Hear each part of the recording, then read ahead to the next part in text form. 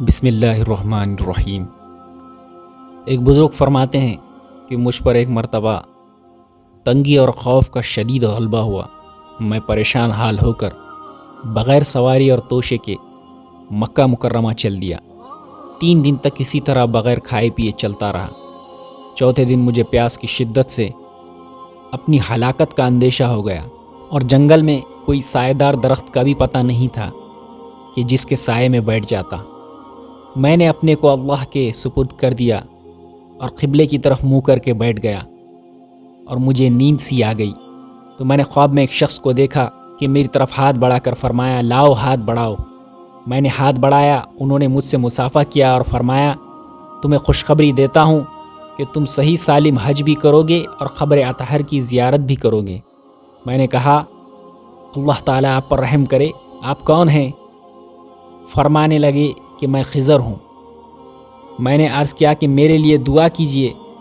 فرمایا، یہ الفاظ 3 مرتبہ کہو، جس کا ترجمہ ہے، اے وہ پاک ذات جو اپنی مخلوق پر مہربان ہے اور اپنی مخلوق کے حال کو جانتا ہے، ان کی ضروریات سے باخبر ہے، تو مجھ پر لطف اور مہربانی فرما، اے لطیف، اے علیم، اے خبیر۔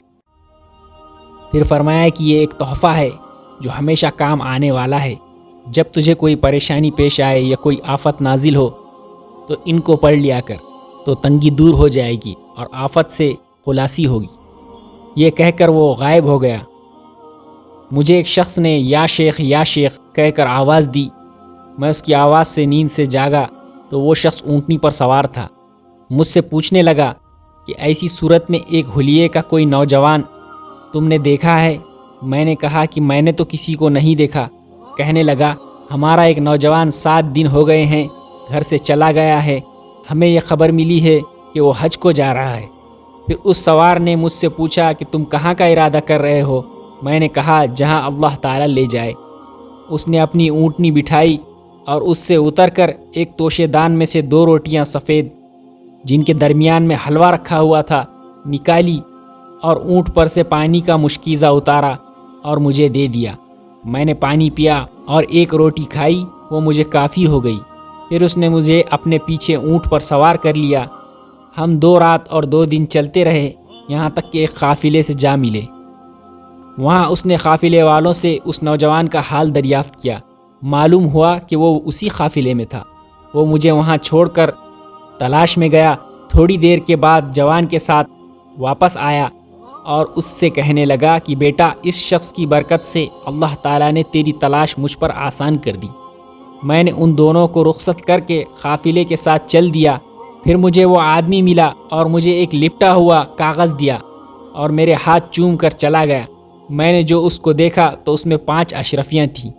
میں نے ان سے اونٹ کرایہ کیا اور اسی سے کھانے پینے کا انتظام کیا اور حج کیا، اور اس کے بعد مدینہ طیبہ میں حضور اقدس صلی اللہ علیہ وسلم کے روضہ اطہر کی زیارت کی۔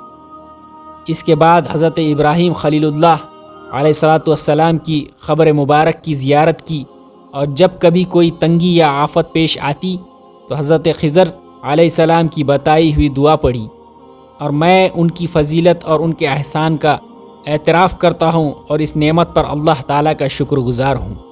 اللہ تعالیٰ ہم سب کو بھی روضہ اطہر صلی اللہ علیہ وسلم کی زیارت نصیب فرمائے اور اپنے گھر کی حاضری کے لیے بلائے، آمین۔